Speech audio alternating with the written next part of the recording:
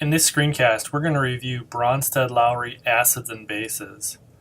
This is problem chapter 3, number 18, which asks us to identify what the conjugate base of each of the following acids is. So recall that in the Bronsted-Lowry definition of an acid is a proton donor. So the question is asking us, what is the conjugate base? So the conjugate base is loss of a proton from the acid. So we're going to go ahead and draw out the Lewis dot structure for each of these compounds and then show what the loss of a proton is. So our first compound is ammonia.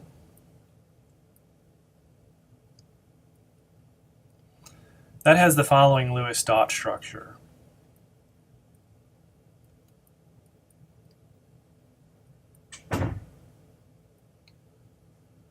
Ammonia is a neutral molecule. Recall that nitrogen forms 3 bonds. It has 1 lone pair. This molecule is an acid. It is going to lose a proton. So when it loses a proton, the electrons in the nitrogen-hydrogen bond go on to nitrogen. We're going to signify that as minus H+. So there's our proton. That's what we're going to define as an acid under the Bronsted-Lowry definition.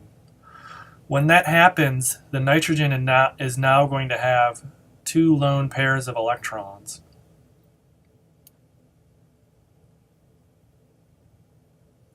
So it's left with 2 hydrogen bonds.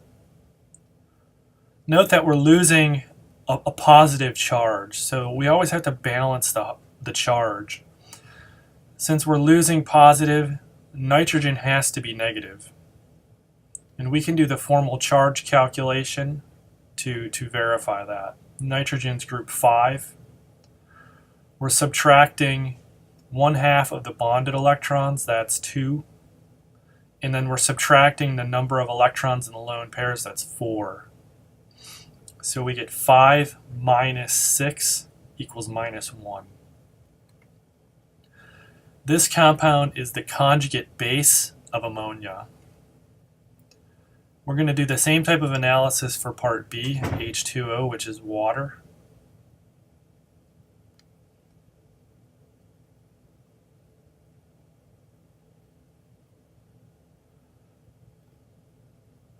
Water can act as an acid as well. So in this case, we're going to lose a proton. The electrons in the OH bond go on to oxygen. We're losing the proton. That's the acid. The conjugate base is hydroxide anion. Oxygen now has 3 lone pairs, and it's negative. Notice how the charge balances out. We start with neutral. We have to account for charge neutrality. Our next Bronsted-Lowry acid is hydrogen.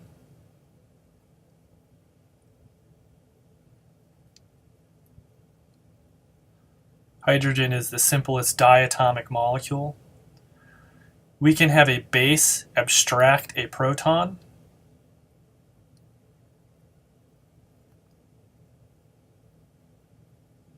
So the electrons in that HH bond will go on one of the hydrogens.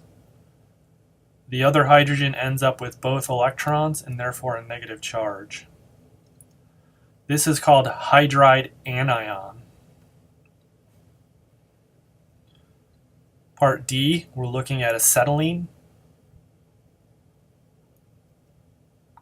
So this is the simplest alkyne.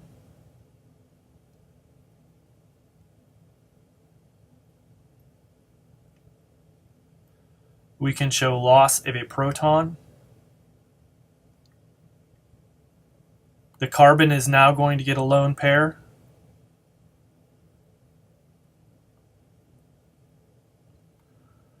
So now carbon has 3 bonds and a lone pair, so it's going to bear a formal negative charge.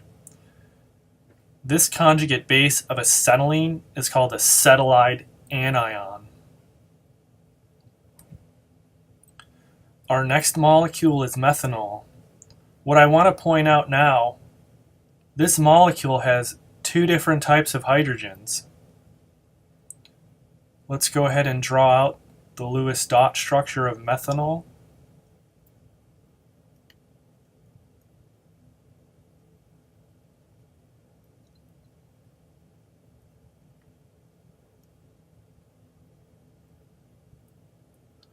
So the question you need to ask is, which type of hydrogen is going to be abstracted? So we can base that on the acidity of each type of hydrogen. So if we classify this hydrogen here, it's bonded to an oxygen. So it's an alcohol proton. This hydrogen, along with the other two, are all equivalent. It's bonded to a carbon. We're going to classify that hydrogen as an alkane carbon. And if we look on our pKa table, we're going to find that the alcohol hydrogen is more acidic. So therefore that hydrogen is going to get abstracted first.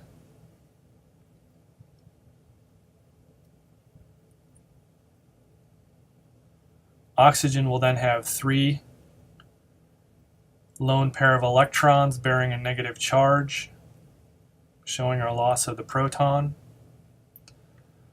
So notice in part B, we're abstracting a hydrogen from water to form hydroxide. Now we're abstracting a hydrogen from an alcohol to form an alkoxide. Finally, in part F, we're dealing with hydronium ion.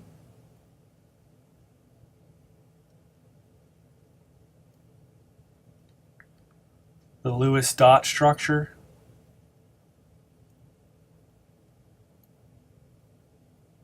We have a formal positive charge, which the oxygen bears. If we lose a proton, the electrons in this bond go on to oxygen.